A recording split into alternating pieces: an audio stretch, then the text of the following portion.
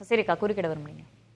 அதான் இதுக்கு 4 விஷயங்கள் ரொம்ப அதற்கான முகாந்திரங்கள் தேவைக்கு அதிகமாகவே இருக்கிறது இந்த இடி சர்ச்க்கு அப்படின்றது தான் என்னுடைய குற்றச்சாட்டுல அதுதான் உண்மையும் கூட. ஏன்னா அவங்க பிரஸ் ரிலீஸ் கொடுத்துருக்கிறதுலே கூட prevention of corruption act under 1988, PMLA under 2002 எதன் அடிப்படையிலன்னு கேட்டாக்கா bar license tender, transport tender, இந்த மாதிரி விஷயங்களையும் அவங்க குறிப்பிடுறாங்க.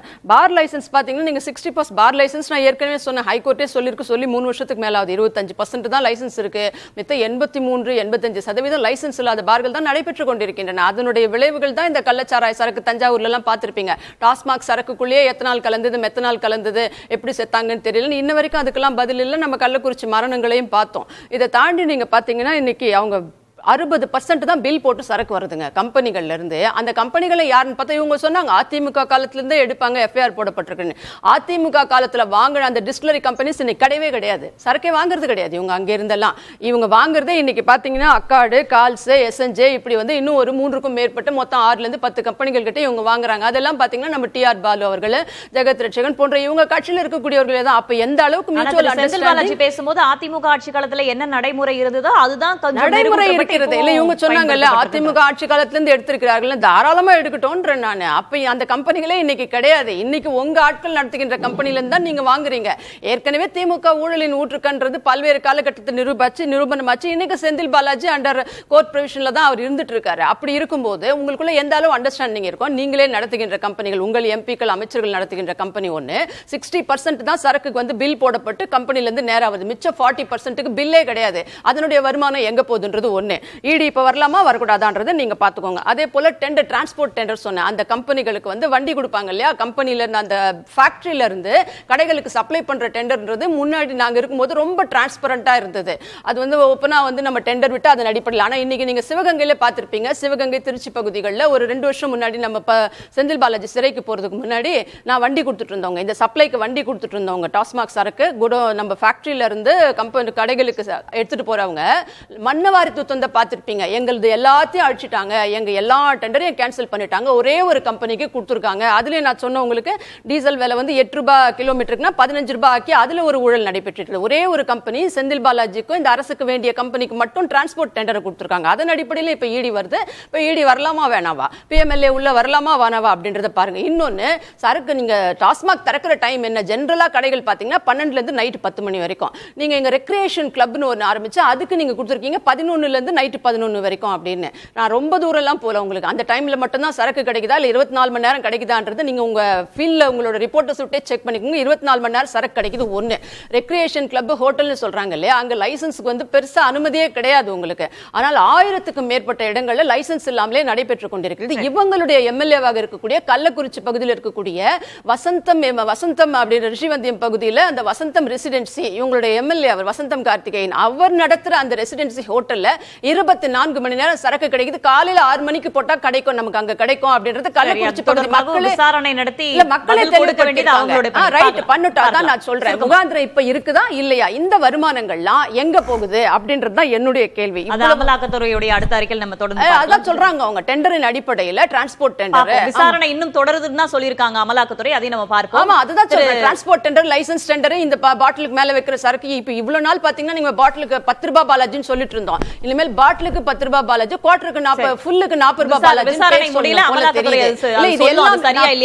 தனியார் தொலைக்காட்சி இன்னைக்கு சொல்லிருக்காங்க. ஆனா நான் பேர் சொல்ல விரும்பல. இங்க அவங்க ஆய்வு பண்ணி இங்க சென்னையில இருந்து கன்னியாகுமரி வரைக்கும் ஒரு கடையிலயும் குவார்ட்டர்னா 10 ரூபாய், ஃபுல்லுனா 40 ரூபாய் வாங்குறாங்க. கரூர் கம்பெனிக்கு இந்த பணம் இன்றைக்கு போகிறது.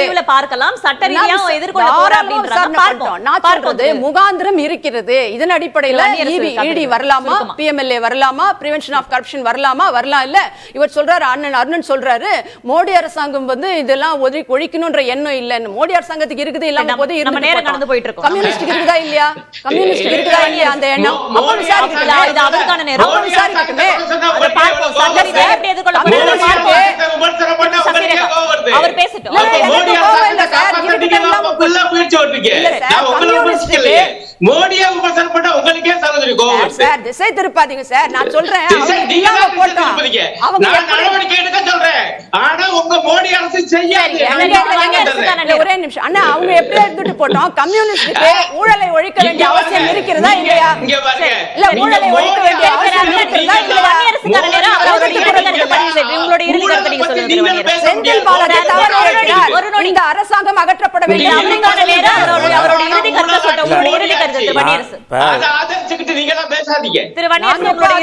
நீங்க தான் பிளைண்டா திமுக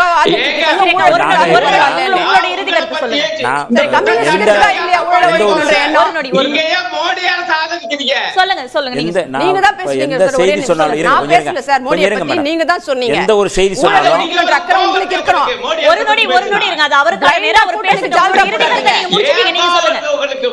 எனக்கு என்ன கோவம், உங்க மேலதான் கோவம். இந்த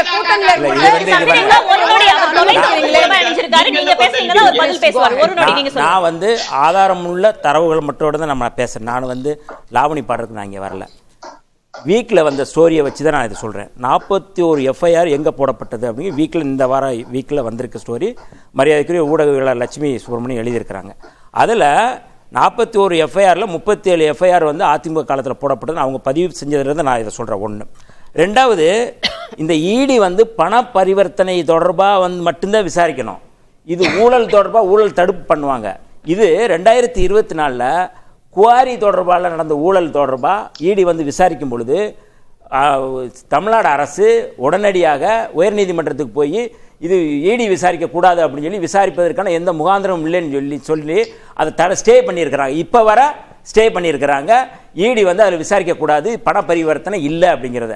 அப்போ இந்த இடத்துல என்ன சொல்கிறோம்னா, இதில் இடி வர்றதுக்கான வாய்ப்பு இல்லை. திட்டமிட்டு இது அரசியல் நோக்கத்திற்காக கொண்டு வரது ஒன்று. ரெண்டாவது, இடி வந்து யோக்கியமான துறை இல்லை. இடியில் வந்து என்னன்னா, ராஜஸ்தானில் கடந்த நவம்பரில் கிஷோர் மீனா, பாபுலால் மீனா அமலாக்கத்துறை அதிகாரிகள் மாமூல் வாங்கினதாக ஊழல் செஞ்சதாக கைது செஞ்சிருக்கிறாங்க. தமிழ்நாட்டில் நீங்கள் வந்து அங்கித் திவாரி கடந்த ஆண்டு திண்டுக்கல்ல இருக்கிற டாக்டர் சுரேஷ் பாபுட்ட 20 லட்சம் ரூபாய். இருங்க மேடம், இருங்க, நான் பேசும்போது கொஞ்சம் அமைதியா இருங்க. கொஞ்சம் அமைதியா இருங்க. நீங்க பேச, நான் பேசும்போது அமைதியா இருங்க. 20 லட்சம் ரூபாய் வாங்கினதாக ஊழல் வாங்கி இது கைது பண்ணி இருக்கிறாங்க. இதுல என்ன சொல்ல வரேன்னா, அமலாக்கத்துறை யோக்கியமான துறை இல்ல, அது ஊழல் துறை. சொல்லி முடிச்சிடறேன். இல்ல, அது வந்து ஊழல் துறை. ஒண்ணு, அது ஊழலை ஒழிக்கிறதுக்கான துறை இல்ல. ஒன்று. ரெண்டாவது என்னன்னா, நான் ஒரு லிஸ்ட் சொல்றேன். ஹிமாந்த் பிஸ்வா சர்மா யாரு, சுவேந்து அதிகாரி யாரு, முகுல் ராய் யாரு, மிதுன் சக்கரவர்த்தி யாரு, நாராயணன் ராணா யாரு, சஞ்சய் பாட்டீல் யாரு, ஹர்ஷவர்தன் பாட்டீல் யாரு, ஜோதிர் ஆதித்ய சிந்தியா யாரு, இவங்க எல்லாருமே இங்க வந்ததுக்கு அப்புறம் இவங்க மேல போடப்பட்ட இடி வழக்குகள் அப்படியே நிறுத்தி வச்சிருக்கு. கலாச்சாரத்துறை அமைச்சர் வந்து மீனாட்சி லேகி வந்து நாடாளுமன்றத்தில் பேசுறாங்க. நீங்க வந்து திரும்ப எங்கள் மீது குற்றச்சாட்டுகளை சொல்லிட்டே இருந்தீங்கன்னா உங்க வீட்டுக்கு இடி வரும். சொல்றது யாரு? இந்த அமைச்சர். ஏன்னா பிளாக்மெயில் செய்வது, கூலிப்படை ஏவுவது மட்டும்தான் பாஜகவினுடைய வேலை. அந்த பாஜகவினுடைய கூலிப்படை தான்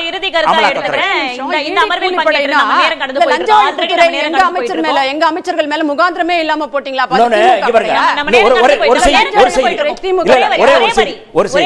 திமுக வந்து ஊழலில் ஊற்றுக்கன்னு சொல்றாங்க. தமிழ்நாட்டுல ஊழலால் தண்டிக்கப்பட்டவர் ஜெயலலிதா. டாக்ஸி வழக்கில் தண்டிக்கப்பட்டவர் ஜெயலலிதா. திமுக யார் தண்டிக்கப்பட்டிருக்காங்க சொல்லுங்க. இல்ல, திமுக யார் தண்டிக்கப்பட்டிருக்காங்க? தண்டிக்கப்பட்டிருக்காங்களா? தண்டிக்கப்பட்டிருக்காங்க. ஜெயலலிதா மாதிரி தண்டிக்கப்பட்டிருக்காங்க, சசிகலா மாதிரி தண்டிக்கப்பட்டிருக்காங்க. முழுக்க தண்டிக்கப்பட்ட குற்றவாளி ஜெயலலிதா. சும்மா போயிருக்காங்க. இந்த அமர்வில் பங்கேற்ற 4 விருந்தினர்களுக்கும் நன்றி.